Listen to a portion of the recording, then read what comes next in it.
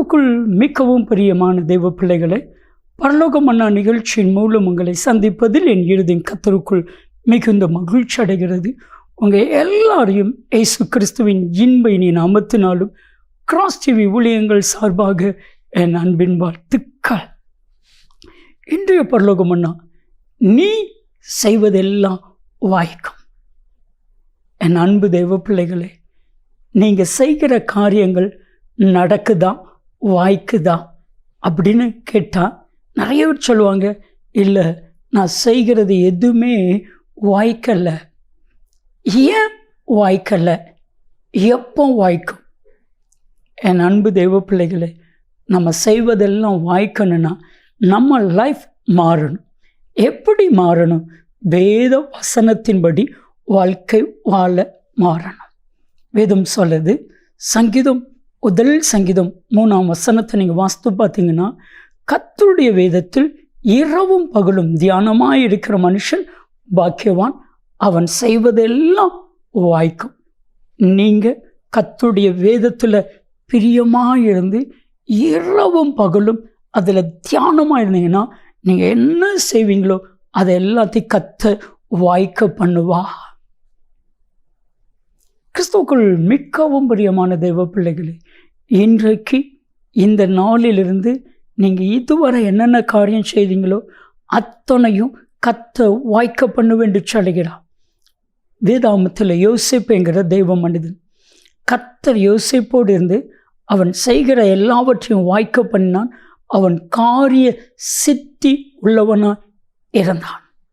இந்த காரிய சித்தி யார் நிமித்தமாக வரணும்? நீதிமொழிகள் 16:33, நீதிமொழிகள் 16வது அதிகாரம் கடைசி வசனம், காரிய சித்தியோ கர்த்தரால் வரும். இப்போ நம்முடைய காரியத்தை வாய்க்க பண்ணுறது கர்த்தர் தான் வாய்க்க பண்ணணும். கர்த்தர் வாய்க்க பண்ணுவா.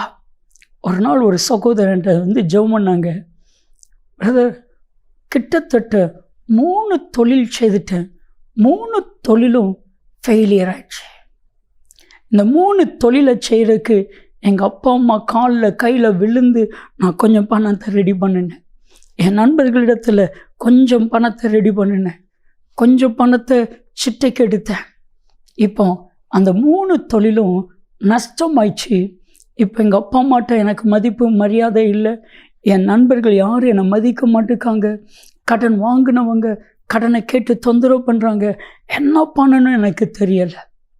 நான் அப்போ சொன்னேன், நீங்கள் ஃபஸ்ட்டு ஆண்டவருடைய பாதத்தில் அமர்ந்துருங்க.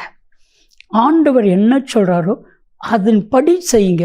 கர்த்தர் உங்கள் காரியத்தை வாய்க்க பண்ணுவார். இவர் ஃபோனைலாம் ஆஃப் பண்ணிவிட்டு ஆண்டவருடைய பாதத்தில் போய் அமர்ந்து இருந்திருக்கிறாரு. வேதத்தை தியானிச்சுட்டு இருந்திருக்கிறாரு.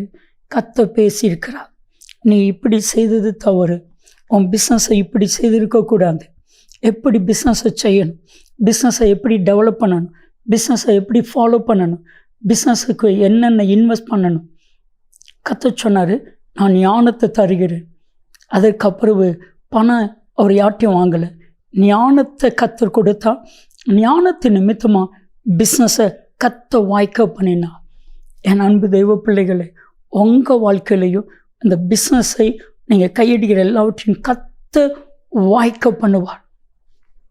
கையடிக்கிற எல்லாவற்றையும் கர்த்தர் வாய்க்க பண்ணும்படிக்கு உபாகமம் 28:12 நல்ல பொக்கிஷசாலையாகிய வானத்தை திறந்து ஆசீர்வதிப்பான். நீங்கள் செய்வதெல்லாம் வாய்க்கும். ஜெபிக்கலாமா? தகப்பனே, உம்முடைய பிள்ளைகளுக்கு செய்கிற ஒவ்வொரு காரியத்தையும் நீர் வாய்க்க பண்ணும், செழிக்க பண்ணும். அப்படி செய்கிறதற்காக நன்றி. இயேசு கிறிஸ்துவின் நாமத்தில் ஜெபிக்கிறோம் ஜீவனுள்ள பிதாவே, ஆமென், ஆமென். நன்மையும் கிருபையும் ஆசீர்வாதங்களும் நிச்சயமாக உங்களை தொடரும்.